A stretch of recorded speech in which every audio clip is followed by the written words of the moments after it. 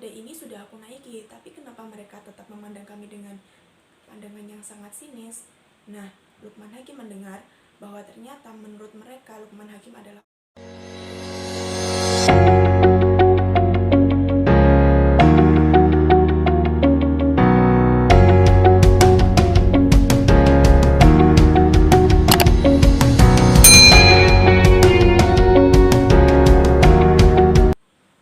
Assalamualaikum warahmatullahi wabarakatuh. Hello everyone.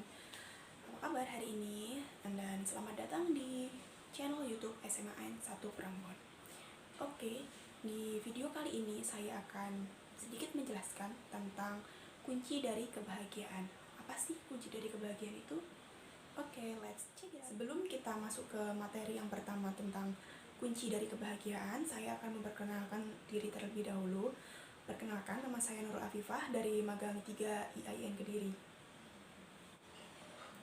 Oke, memiliki kebahagiaan adalah impian semua orang, termasuk juga impian dari umat Islam.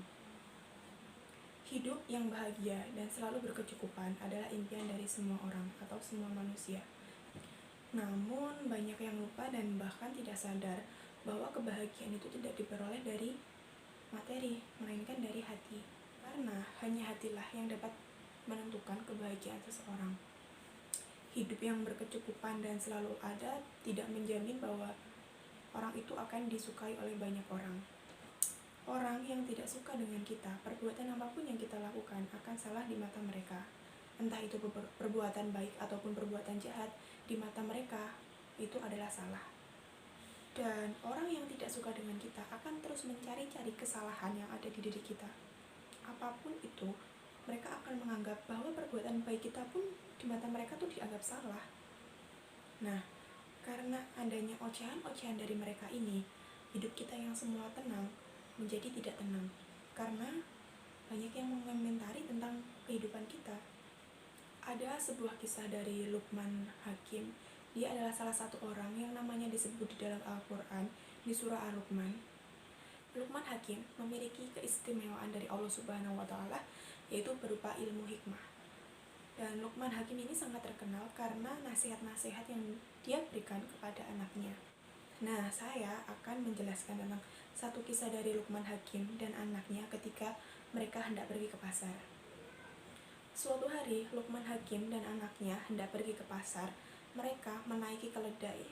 Nah, saat perjalanan menuju ke pasar, Lukman Hakim dan anaknya menunggangi keledai dan Lukman Hakim sedang berjalan kaki.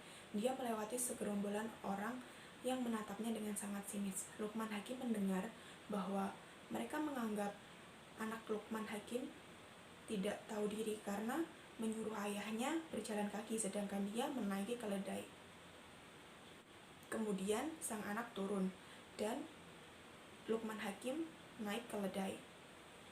Setelah itu mereka melakukan perjalanan yang sangat jauh.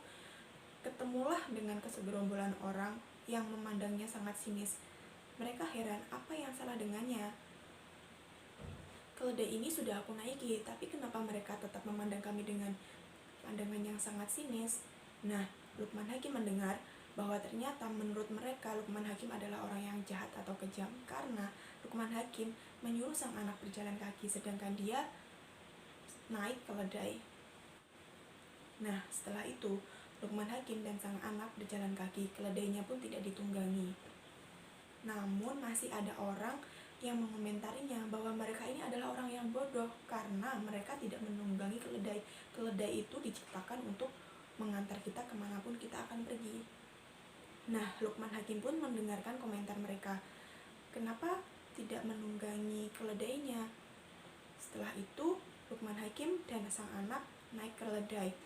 Nah, di perjalanan dia menemui segerombolan orang lagi dan mengomentarinya bahwa Lukman Hakim dan sang anak adalah orang yang sangat jahat dan tidak punya rasa kasihan karena keledai sekecil itu ditumpangi oleh 2 orang. Kemudian mereka semua turun dan menjunjung keledai di atas bahu mereka. Lalu mereka berjalan lagi dan di tengah perjalanan mereka bertemu dengan segerombolan orang lagi.